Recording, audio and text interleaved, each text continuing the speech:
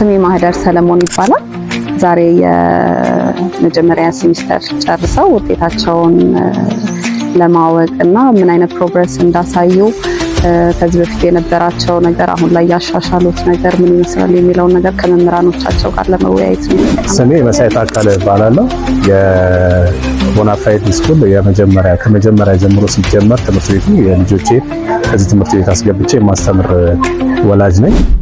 ስሜ አየነው ካሳሁን ይባላል። የተገኘሁት የልጄ ናርዶስ አየነው ውጤት ለማየት ከነኛ ክፍል የሚማር ልጅ አለኝ። የኑሃ ወላጅ ነኝ።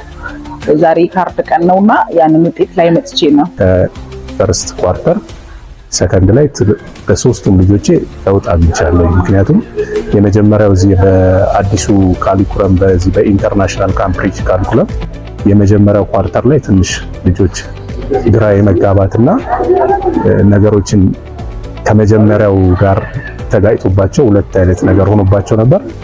ያንን ግን በዚህ በመምህራንም ወይም ደግሞ ትምህርት ቤቱን በወሰደው አቋም ከፈርስት ኳርተር ወደ ሰከንድ ኳርተር ሲመጡ በደንብ ለውጥ ነው ያየሁት በሶስቱም ልጆች ላይ።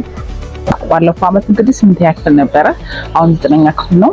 ሃይስኩል ከገባ በኋላ ለውጥ አለው፣ ትኩረት አለው። ትምህርቱ ላይ የተሻለ ትኩረት፣ ማጥናት መውደድ፣ የተሻለ ነገር አለው ከአምና ዘንድሮ። በጣም ጉድ ማነር ኖሮታል። ቤት ውስጥ ራሱ ሲተገብረው እናያለን። ያንን ነገር በጣም ትዕግስተኛ ሆኗል። ታላቆቹን ያከብራልና በስነ ስርዓት ቁጭ ብሎ ቤት ውስጥም ትምህርት ቤት ይማር የነበረውን ነገር በደንብ ይተገብረዋል።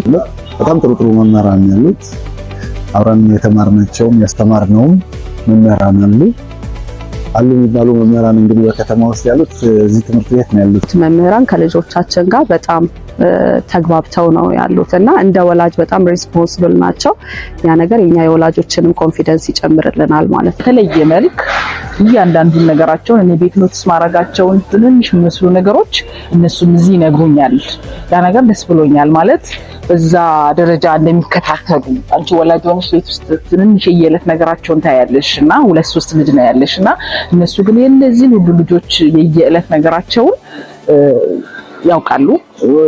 ስናወራቸውም እንዲህ አይነት ችግር አለ፣ ይሄ ጠንካራ ጎኑ ነው፣ ይሄ ደካማ ጎኑ ነው፣ ይሄን ለውጥ አምጥቷል የሚል አሪፍ ክትትል አለ። እጅግ በጣም ጥሩ ደግሞ የምለው ነገር ምንድነው ኮሚኒኬሽን ቡክ ላይ ሁልጊዜም የሳምንቱ መጀመሪያ ላይ ሳምንቱን የሚማሩት ትምህርት አታች ይደረግላቸዋልና ይሄ ደግሞ ምን ይረዳናል እኛ ወላጆችን ከአስተማሪዎች እኩል ወይንም ከአስተማሪዎች ቀድመን ልጆቻችንን ቤት ውስጥ እንድናስጠናቸው ይረዳናልና ያ ነገር እጅግ በጣም ጥሩና ለኔም ትልቅ ስራ ያቀለለልኝ ነገር ነው።